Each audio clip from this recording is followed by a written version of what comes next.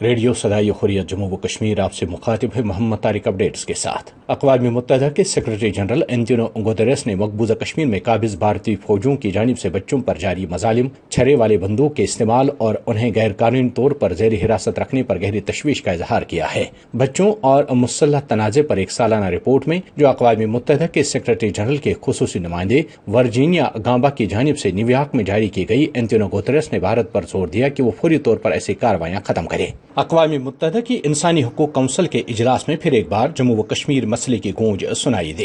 Council کے 43ویں اجلاس میں پاکستان نے مسئلہ کشمیر کا تذکرہ کرتے ہوئے کہا کہ جموں و کشمیر میں انسانی حقوق کی خلاف ورزیاں جاری ہیں، جبکہ بھارت نے غیر قانونی طور پر جموں و کشمیر کی خصوصی پوزیشن ختم کر کے جموں اور کشمیر اور لداخ کو مرکزی زیر انتظام والے حصوں میں تبدیل کر دیا، جو کہ اقوام متحدہ کی قراردادوں کی واضح خلاف ورزی اور اس معاملے میں اقوام متحدہ کو مداخلت کرنی چاہیے۔ پاکستانی وزیر خارجہ شاہ محمود قریشی کا کہنا ہے کہ بھارتی حکومت مقبوضہ کشمیر کی صورتحال سے دنیا کی توجہ ہٹانے کے لیے گھناونے ہتھ کنڈے استعمال کر رہی ہے۔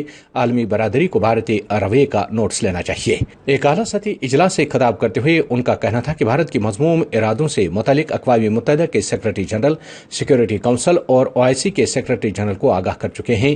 بھارت اپنی ہندوتوا پالیسیوں کے باعث پورے خطے کے امن و امان کو داؤ پر لگا رہا ہے۔ مقبوضہ کشمیر میں قابض بھارتی فوجوں کو کورونا کی آڑ میں کشمیری نوجوانوں کو ستانے کا نیا بہانہ مل گیا ہے۔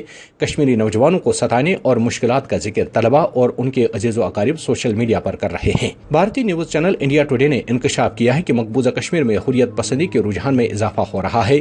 رواں برس 8 جون تک 43 کشمیری نوجوانوں نے عسکری صفوں میں شمولیت اختیار کی ہے۔ بھارت اور چین کی فوجوں کے درمیان مشرقی لداخ میں جھڑپ کے نتیجے میں بھارتی فوج کے کرنل سنتوش بابو سمیت 20 بھارتی اہلکار ہلاک اور متعدد لاپتہ ہو گئے، جنہیں چین کی جانب سے قیدی بنائے جانے کا امکان ہے۔ مقبوضہ کشمیر کے سابق وزیر اعلیٰ محبوبہ مفتی نے ٹویٹ کرتے ہوئے کہا ہے کہ ایسا لگتا ہے کہ چین نے گھر میں گھس کے مارنے والا فارمولا استعمال کیا ہے۔ عمر عبداللہ نے ٹویٹ کیا ہے کہ جب سے سنا ہے کہ کوئی شوٹنگ نہیں ہوئی ہے، یہ اموات پتھراؤ کا نتیجہ تھے۔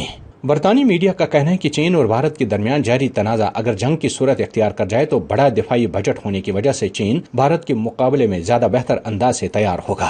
جنگی جنون میں ڈوبا بھارت اس وقت اپنی ہمسایہ ممالک کے ساتھ محاذ جنگ میں ہے، تاہم اسے ہر محاذ پر ان ممالک کی جانب سے منہ کی کھانی پڑ رہی ہے۔ بھارت کی ناکام خارجہ پالیسی پر نامور بھارتی صحافی نروپما سبرامنیم نے سوالات اٹھا دیے۔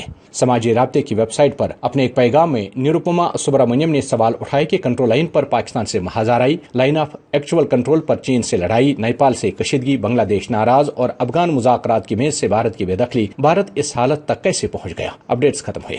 مقبوضہ ریاست جموں کشمیر میں ایک طویل عرصے سے غیر قانونی طور پر بھارت کی ظالمانہ پابندیوں کے شکار کشمیری قوم کے نڈر و بے خوف قائد سید علی گیلانی اور محمد اشرف صحرائی نے اپنی دھرتی کی آزادی کے لیے وہ تاریخ ساز جدوجہد رقم کی ہے کہ آج ان کے حریف بھی بباغ دہل ان کی صداقت و بے باکی کی گواہی دینے پر مجبور ہیں، کیونکہ آج وہ اپنی کھلی آنکھوں سے بھارت کا وہ شفاف چہرہ دیکھ رہے ہیں جس کے بارے میں یہ قائدین حریت اپنی ساری زندگی اس قوم کو آگاہ کرتے رہے ہیں۔